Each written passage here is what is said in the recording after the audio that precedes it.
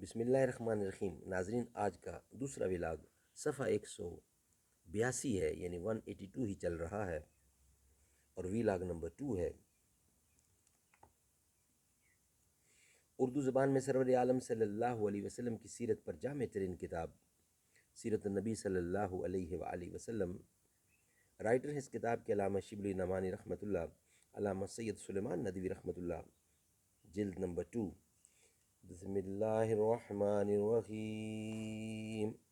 الحمد للہ رب العالمین والصلاة والسلام علی رسولہ محمد وعلی آلہ واصحابہ اجمعین۔ Vlog number 2، page 182۔ محمد کی غلامی دین حق کی شرط اول ہے۔ محمد کی غلامی دین حق کی شرط اول ہے، اسی میں ہو اگر خامی تو سب کچھ نامکمل ہے۔ ناظرین، پیج 182، ویلاگ نمبر 2۔ ایک دفعہ ایک عورت نے جو خاندان مخزوم سے تھی چوری کی۔ قریش کی عزت کے لحاظ سے لوگ چاہتے تھے کہ سزا سے بچ جائے اور معاملہ دب جائے۔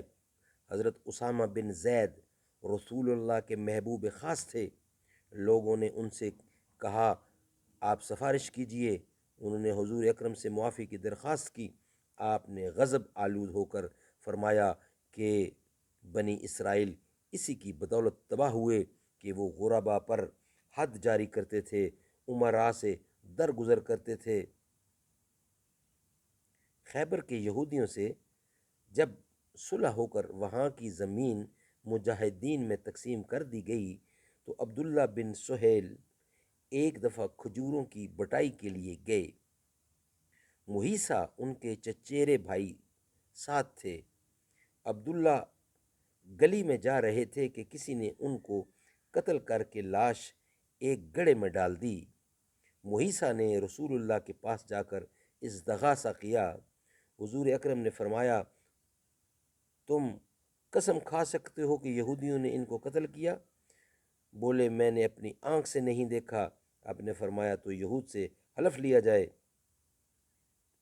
بولے، حضرت یہودیوں کی قسم کا اعتبار کیا؟ یہ 100 دفعہ جھوٹی قسمیں کھا لیں گے۔ خیبر میں یہود کے سوا اور کوئی قوم آباد نہ تھی۔ یہ یقینی تھا کہ یہودیوں ہی نے عبداللہ بن سہل کو قتل کیا ہے۔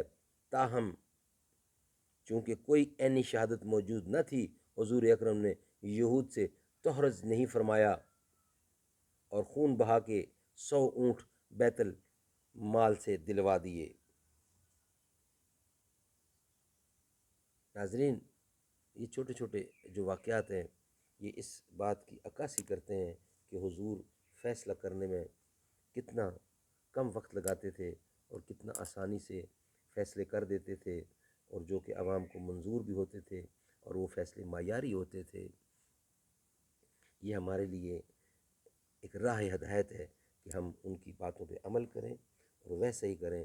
ہمارے ہاں ملک میں ایک ایک فیصلہ کئی سالوں کورٹ میں پڑا رہتا ہے، لوگوں کو نہیں ملتا انصاف۔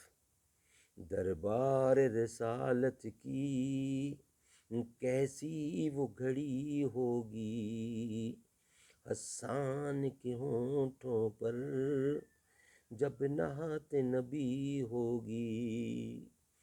ابو بکر عمر ہوں گے، عثمان علی ہوں گے، حسنین کے نانا کی کیا بزم سجی ہوگی۔